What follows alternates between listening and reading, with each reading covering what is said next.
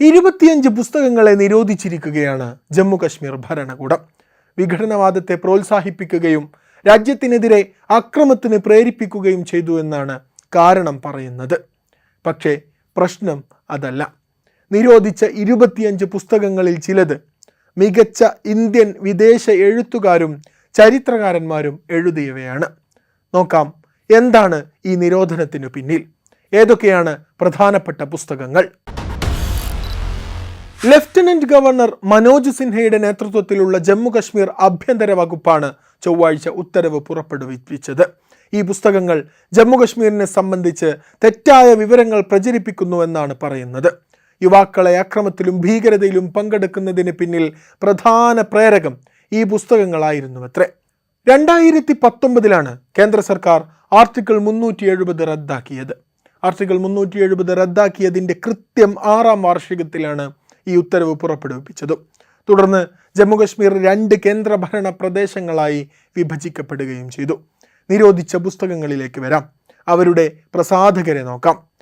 Penguin, Bloomsbury, Harper Collins, Pan Macmillan India തുടങ്ങിയ പുസ്തക പ്രസിദ്ധീകരണ മേഖലയിലെ പ്രമുഖർ പ്രസിദ്ധീകരിച്ച പുസ്തകങ്ങൾ വരെ നിരോധിക്കപ്പെട്ട കൂട്ടത്തിലുണ്ട്. ആഭ്യന്തര വകുപ്പിൻ്റെ ഉത്തരവ് പ്രകാരം ഈ സ്ഥാപനങ്ങൾക്ക് ഇനി ഈ പുസ്തകങ്ങൾ വിതരണം ചെയ്യാനോ വീണ്ടും അച്ചടിക്കാനോ കഴിയില്ല. ഇനി നിരോധിക്കപ്പെട്ട പുസ്തകങ്ങളിൽ ചിലതിനെ പരിചയപ്പെടാം. ഏറെ പ്രശംസിക്കപ്പെട്ട പ്രമുഖ പുസ്തകങ്ങളും രചയിതാക്കളും അതിലുണ്ട്. ഭരണഘടനാ വിദഗ്ധനും ബുദ്ധിജീവിയുമായ AG നൂറാനിയുടെ വിഖ്യാതമായ ദി കശ്മീർ ഡിസ്പ്യൂട്ടാണ് നിരോധിക്കപ്പെട്ട 25 പുസ്തകങ്ങളിൽ ഒന്ന്. ബ്രിട്ടീഷ് എഴുത്തുകാരിയും ചരിത്രകാരിയുമായ വിക്ടോറിയ ഷോഫീൽഡിൻ്റെ Kashmir in conflicts, India, Pakistan and the unending war എന്ന പുസ്തകവും ലിസ്റ്റിലുണ്ട്. തീർന്നില്ല. ബുക്കർ പ്രൈസ് ജേതാവ് സക്കൽ അരുന്ധതി റോയുടെ ആസാദി എന്ന പുസ്തകവും കശ്മീരിൽ നിരോധിക്കപ്പെട്ടിരിക്കുന്നു. ലണ്ടൻ സ്കൂൾ ഓഫ് എക്കണോമിക്സിലെ പ്രൊഫസർ സുമന്ത്ര ബോസിൻ്റെ കണ്ടസ്റ്റഡ് ലാൻഡ്സ് എന്ന പുസ്തകവും പട്ടികയിൽ ഉൾപ്പെടുന്നു. ഭാരതീയ നാഗരിക് സുരക്ഷാ സംഹിത 2023 സെക്ഷൻ 98 പ്രകാരം ഈ പുസ്തകങ്ങളെല്ലാം കണ്ടുകെട്ടിയതായി പ്രഖ്യാപിക്കണമെന്ന് ആഭ്യന്തര വകുപ്പിൻ്റെ ഉത്തരവിൽ പറയുന്നു. പുസ്തകങ്ങളോ മറ്റു രേഖകളോ പിടിച്ചെടുക്കാനും അത്തരം രേഖകൾക്കായി സെർച്ച് വാറണ്ട് പുറപ്പെടുവിക്കാനും ഈ വ്യവസ്ഥ സർക്കാരിന് അധികാരം നൽകുന്നുണ്ട്. ജമ്മു കശ്മീരിനെ കുറിച്ചുള്ള ചരിത്രപരമോ രാഷ്ട്രീയമോ ആയ വ്യാഖ്യാനങ്ങളെ തെറ്റായി ഈ പുസ്തകങ്ങൾ അവതരിപ്പിച്ചിട്ടുണ്ടത്രേ. യുവാക്കളെ തെറ്റിദ്ധരിപ്പിക്കുന്നതിലും ഭീകരതയെ മഹത്വപ്പെടുത്തുന്നതിലും രാജ്യത്തിനെതിരെ ആക്രമത്തിന് പ്രേരിപ്പിക്കുന്നതിലും ഈ പുസ്തകങ്ങൾ നിർണായക പങ്ക് വഹിച്ചിട്ടുണ്ടെന്നും ഉത്തരവിൽ പറയുന്നു. നിരോധിക്കപ്പെട്ട 25 പുസ്തകങ്ങളുടെയും പട്ടിക പരസ്യമാണ്. പക്ഷേ പുസ്തകങ്ങളെ നിരോധിച്ചത് എങ്ങും പ്രതിഷേധത്തിന് കാരണമായിട്ടുണ്ട്. A dismantled state, the untold story of Kashmir after article 370 എന്ന പുസ്തകം ഈ കൂട്ടത്തിൽപ്പെടും. ഇതെഴുതിയ ജേർണലിസ്റ്റും എഡിറ്ററുമായ അനുരാധ ഭാസിൻ പ്രതികരിച്ചത് ഇങ്ങനെയാണ്: ഓരോ പുസ്തകങ്ങളും നന്നായി ഗവേഷണം ചെയ്തവയാണ്. ഈ സർക്കാർ അവസാനിപ്പിച്ചതായി അവകാശപ്പെടുന്ന ഭീകരതയെ ആരും മഹത്വവൽക്കരിക്കുന്നില്ല.